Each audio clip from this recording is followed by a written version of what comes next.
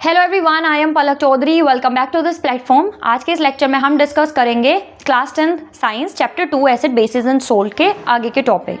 इससे पहले वाले लेक्चर में हम ऑलरेडी कवर कर चुके हैं अपनी general property and chemical properties and chemical equations of acid and basis. आज के इस लेक्चर में आगे बढ़ते हैं। तो सबसे पहला हमारा टॉपिक ये है कि what do all acid and basis have in common, कि ऐसी क्या प्रॉपर्टी है, क्या ऐसा क्राइटेरिया है जो सारे एसिड्स भी फुलफिल करते हैं और सारे बेसिस भी फुलफिल करते हैं।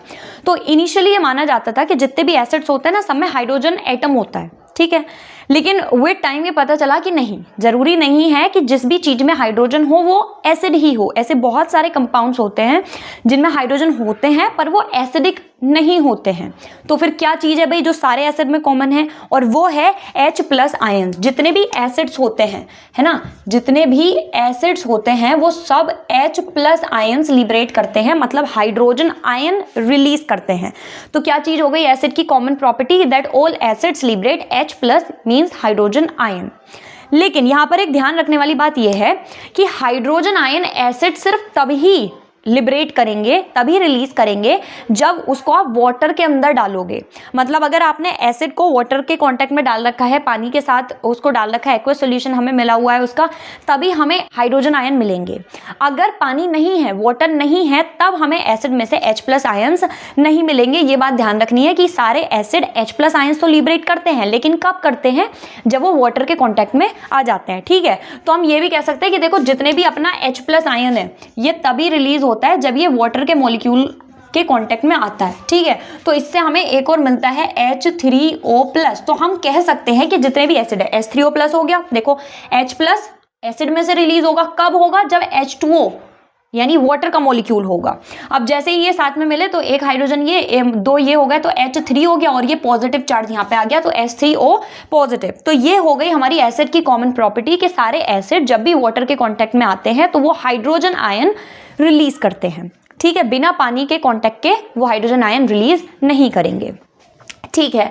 अब दूसरी तरफ देखते हैं बेसिस में क्या चीज कॉमन है। तो बेसिस में क्या है कि सारे basis OH negative ions liberate करते हैं, मतलब हाइड्रोक्साइड आयन ये लिबरेट करते हैं, ठीक है। तो जितने भी हमारे बेसिस होते हैं, तो बेसिस की क्या हो गई जनरल प्रॉपर्टी कि all basis releases OH negative ion, की OH- आयन ये लिबरेट करते हैं। और कब करते हैं, जब आप इनको भी वाटर के कांटेक्ट में लेकर आओगे, ठीक है। तो जैसे ही, तो जनरल प्रॉपर्टी ये हो गई कि भाई एसिड और बेसिस जैसे ही वाटर के कांटेक्ट में आते हैं तो एसिड H+ आयन रिलीज करते हैं और बेसिस OH- आयंस रिलीज करते हैं। समझ में आई? ये हो गई हमारी एक बहुत इंपॉर्टेंट क्या बोलते हैं property of acid and basis.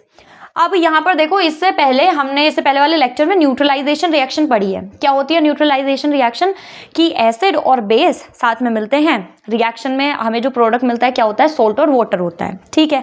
अब उसी को जरा देखो, इसके मतलब ये जो ना एसिड और बेस का जो क्राइटेरिया है कि H+ आयन लिबरेट करेंगे या OH-, इसके बेसिस पे हम देखते हैं न्यूट्रलाइजेशन रिएक्शन में एक्चुअल में हो क्या रहा है। तो देखिए हमें ये पता है कि एसिड प्लस बेसिस, एसिड और बेस साथ में मिलेंगे तो हमें क्या मिलेगा, हमें सोल्ट और वाटर मिल जाएगा, ठीक है। सोल्ट और वाटर मिल जाएगा। अब कैसे मिलेगा, तो देखो जितने भी एसिड होंगे, एसिड में से क्या आएगा, X हम मान लेते हैं ना जनरल, जैसे HCl, H2SO4, है ना, HNO3। तो जितने भी एसिड्स होते हैं वहां पे हमें H मिलेगा, तभी तो H+ आयन लिबरेट होगा। तो ये हो गया।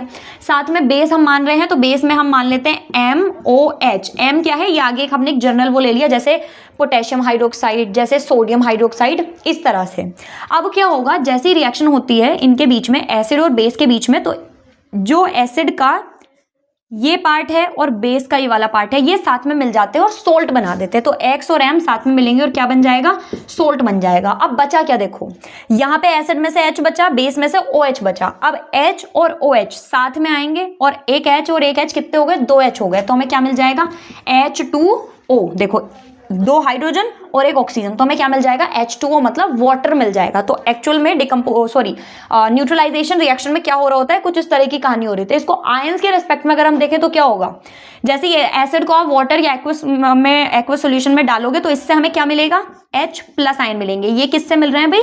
एसिड से मिल रहे हैं। और बेस से हमें क्या मिलेगा? OH माइनस आयन बनेगा, है ना। हम ये देख रहे हैं कि हमें वाटर ही क्यों मिलता है। तो देखो एसिड से H प्लस आता है, बेस से OH माइनस आता है। अब ये प्लस ये माइनस दोनों पे इक्वल एंड अपोजिट चार्ज है, तो ऑब्वियस ही बात है ये अट्रैक्ट करेंगे एक दूसरे को। साथ में जब ये अट्रैक्ट करेंगे तो प्लस माइनस एक दूसरे को क्या कर देंगे? कैंसिल आउट कर देंगे, मतलब न्यूट्रल हमें मिल जाएगा। एक हाइड्रोजन हाइड्रोजन कितने हैं? 2, मतलब H2 और एक ऑक्सीजन। तो क्या बन गया? देखो वाटर बन गया। इसका मतलब जो हमें H2O मॉलिक्यूल मिलता है ड्यूरिंग न्यूट्रलाइजेशन रिएक्शन, वो क्यों मिलता है? क्योंकि एसिड का H प्लस और बेस का OH माइनस दोनों साथ में मिलते हैं और वो क्या बना देते हैं? वाटर का मॉलिक्यूल, मतलब H2O मॉलिक्यूल हमें प्रोवाइड कर देते हैं। ठीक है, ये हो गई हमारी पहली प्रॉपर्टी जो सारे एसिड और सारे बेसिस में होती है कॉमन। अब हम ये देखते हैं कि how strong are acid and bases, मतलब एसिड और बेसिस कितने स्ट्रॉन्ग होते हैं, या एसिड और बेसिक स्ट्रेंथ को हम कैसे मेजर करते हैं ये देखते हैं। तो यहाँ पर हमारा पिक्चर में आता है pH स्केल। क्या आता है? pH scale. तो pH स्केल क्या है? ये एक स्केल है जो कि हाइड्रोजन के आयन के कॉन्सेंट्रेशन के बेसिस पर, कि H प्लस और OH माइनस के कॉन्सेंट्रेशन के बेसिस पर हमें बताता है कि एसिडिक स्ट्रेंथ कितनी है और बेसिक स्ट्रेंथ कितनी है, मतलब कौन एसिड है, और अगर एसिड है तो कितना स्ट्रॉन्ग एसिड है या कितना वीक एसिड है।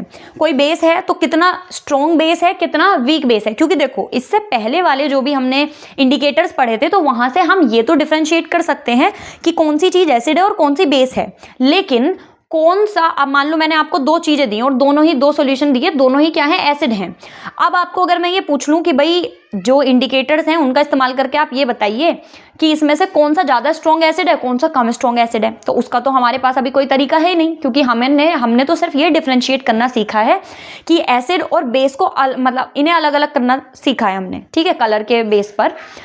लेकिन अगर आपसे ये पूछा जाए कि 2 सॉल्यूशन जो कि दोनों एसिडिक हैं, अब उनमें कौन स्ट्रॉन्ग एसिड है कौन वीक एसिड है, तो कैसे पता लगाएंगे?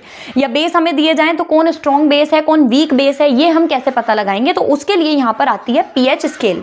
तो pH स्केल का क्या काम होता है? pH स्केल एसिडिक और बेसिक स्ट्रेंथ मेजर करके हमें बताती है।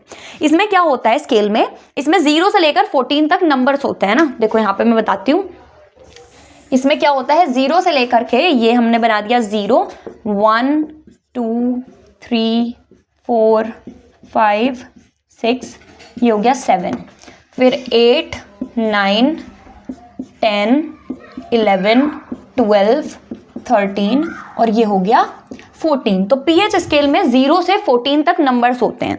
अब इन नंबर के बेसिस पे हम ये पता लगाते हैं कि कौन सी चीज एसिड है और कितनी स्ट्रॉन्ग और कितनी वीक एसिड है, और कौन सी चीज बेस है तो कितना स्ट्रॉन्ग और कितना वीक बेस है। कैसे लगाते हैं ध्यान से समझना। देखो 0 से 7 तक हमें कोई भी सोल्यूशन की अगर pH वैल्यू 0 से लेकर के 7 के बीच में मिलती है तो इसका मतलब वो क्या हो गया? वो हो गया एसिड। ठीक है, अगर आपको pH वैल्यू दे रखी है और वो pH वैल्यू 0 और 7 के बीच में है, इट मींस वो सॉल्यूशन हमारा क्या है? एसिड है, एसिडिक नेचर का है। और अगर हमें किसी की pH वैल्यू 7 से ज्यादा और 14 तक, मतलब 7 to 14 तक हमें मिलती है तो वो हमारा क्या कहलाता है?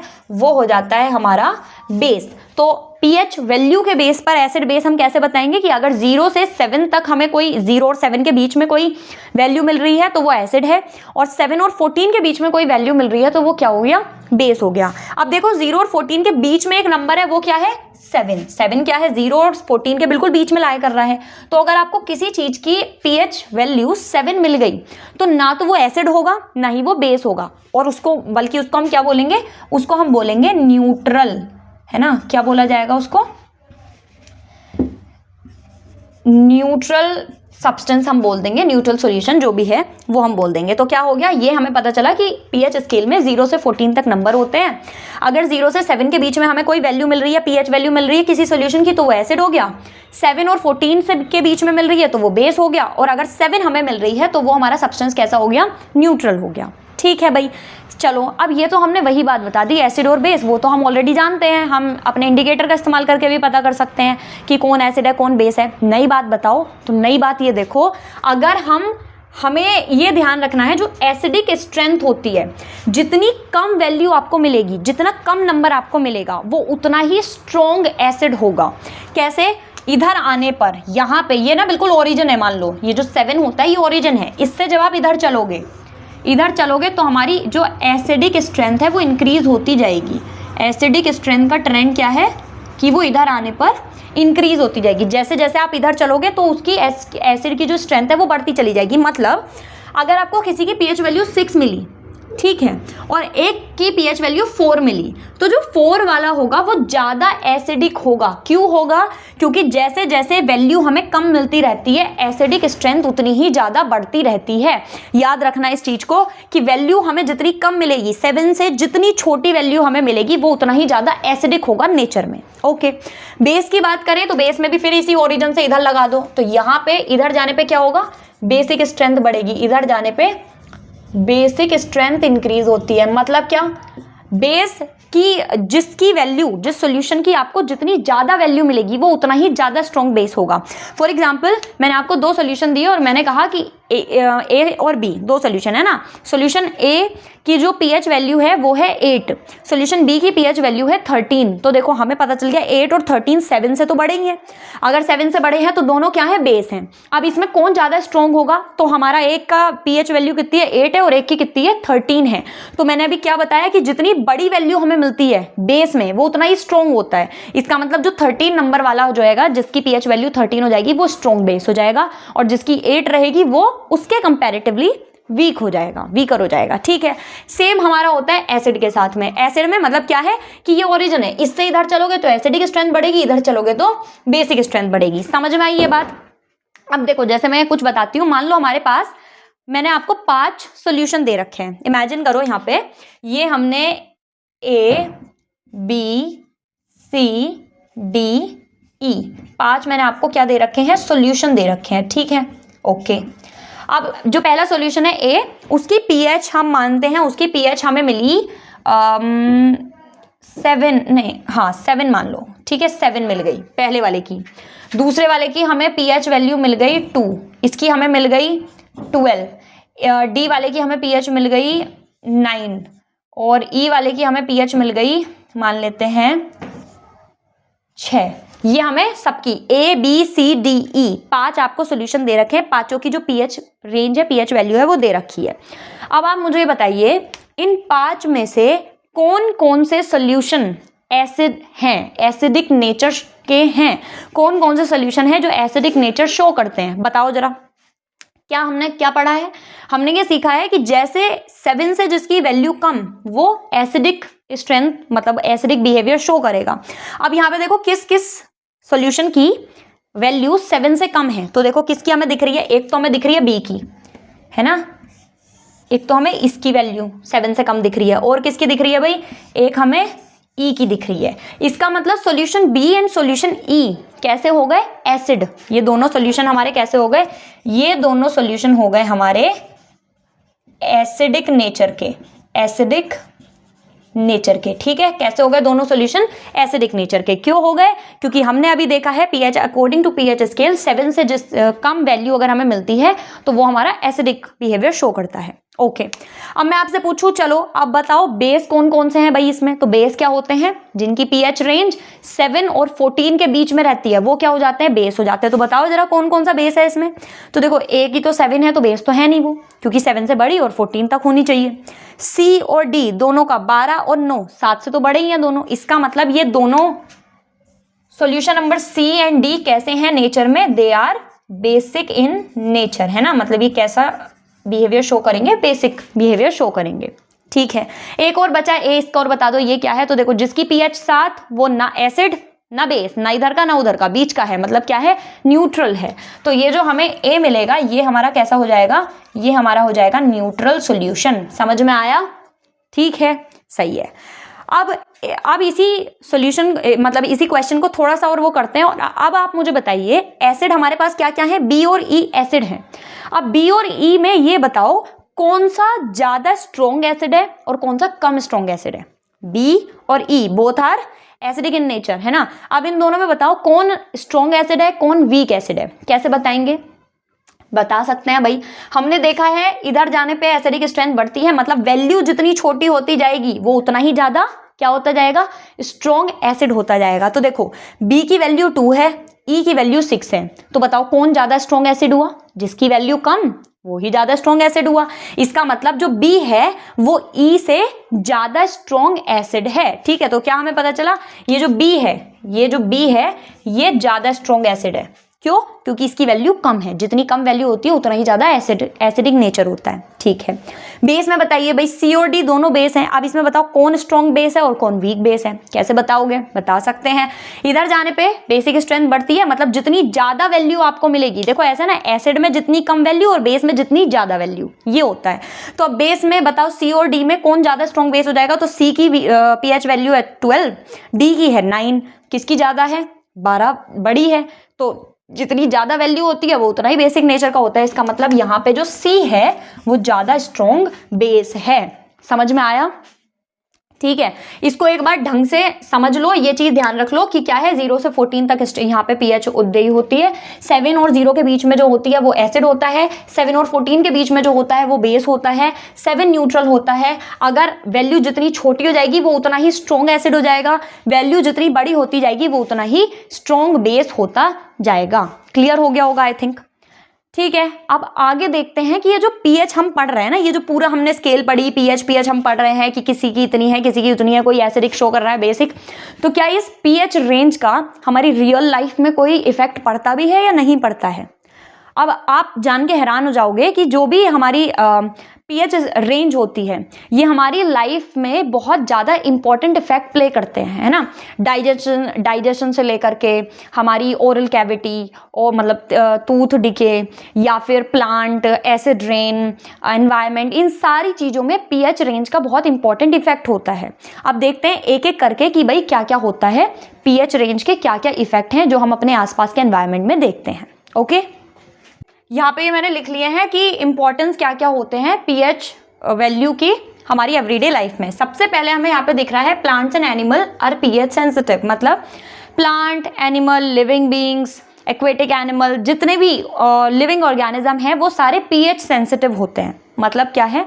मतलब ये है जैसे ह्यूमन बॉडी हो गई या प्लांट्स हो गए या एक्वेटिक एनिमल्स हो गए, तो ये सारी जो चीज़ें हैं, सारे ऑर्गेनिज्म हैं, ये एक लिमिटेड pH रेंज में ही इनकी बॉडी प्रॉपर फंक्शन कर पाती है।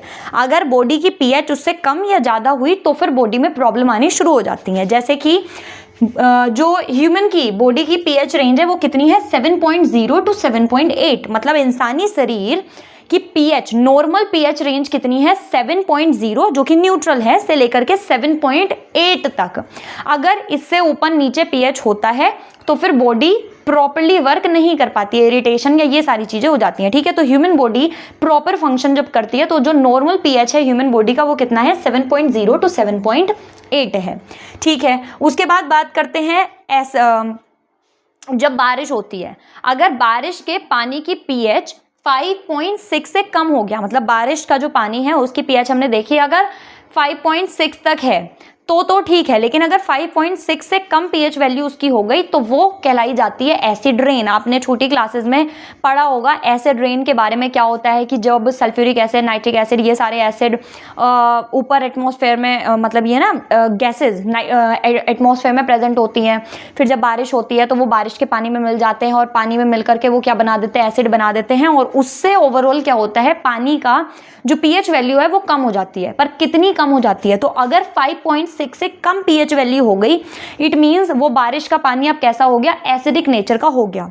और फिर वही बारिश का पानी जब बह करके नदियों में जाएगा और तालाबों में जाएगा तो वो उसका जो पानी है ना, नदी का जो पानी है, उसकी pH को भी ओवरऑल क्या कर देगा? कम कर देगा, जिस वजह से उसमें रहने वाले जो मरीन एनिमल हैं, जो एक्वेटिक लाइफ्स हैं, उन पे भी इसका असर होता है। तो पहली चीज़ हमें पता चल गई कि जो प्लांट्स होते हैं, एनिमल्स होते हैं, ये जितने भी लिविंग ऑर्गेनिज्म होते हैं वो सारे pH सेंसिटिव होते हैं। इट मीन्स वो एक पर्टिकुलर रेंज pH में ही प्रॉपर फंक्शन कर पाते हैं। ठीक है, सेकंड है pH in our digestive system. ये बहुत इंपॉर्टेंट चीज़ है। डाइजेस्टिव सिस्टम क्या होता है? तो डाइजेस्टिव सिस्टम का मतलब है जब हम खाना खाते हैं, वो खाना जब पचता है, जब उसका डाइजेशन हो रहा होता है, उस चीज़ को डाइजेस्टिव सिस्टम कहा जाता है। अब देखो, जब खाना हमारे स्टमक में जाता है, हमारे पेट में जाता है, तो क्या होता है? हमारा स्टमक एसिड रिलीज करता है।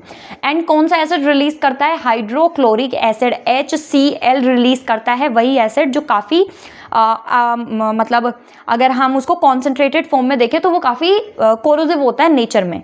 हमारा जो स्टमक है वो खाने को पचाने के लिए, फूड को डाइजेस्ट करने के लिए स्टमक क्या रिलीज करता है, एसिड रिलीज करता है। कौन सा? हाइड्रोक्लोरिक एसिड, मतलब HCl रिलीज करता है। याद रखना, ह्यूमन स्टमक डाइजेस्टिव सिस्टम के दौरान क्या करता है? HCl यानी हाइड्रोक्लोरिक एसिड लिबरेट करता है। ठीक है, अब देखो क्या होता है, जब ओवर ईटिंग हम कर लेते हैं, ज़्यादा खाना खा लेते हैं, तो क्या होता है, जो स्टमक है वो ज़्यादा एसिड फिर उसे लिबरेट करना पड़ता है, ज़्यादा एसिड रिलीज करना पड़ता है। अब जब एक्सेसिव एसिड रिलीज होगा तो जो ओवरऑल pH रेंज है वो गड़बड़ हो जाएगी, जिस वजह से क्या होता है? एसिडिटी बन जाती है। देखे ना आप लोग, आपने कई लोगों को कि ज़्यादा खा लिया, एसिडिटी हो गई। एसिडिटी का मतलब क्या है कि उनको पेट में इरिटेशन हो रही है, ठीक है, अजीब सा लग रहा है। तो वो जो इरिटेशन है, वो जो एसिडिटी है, वो एक्चुअल में क्यों हुई है? क्योंकि स्टमक ने ज़्यादा हाइड्रोक्लोरिक एसिड रिलीज करा।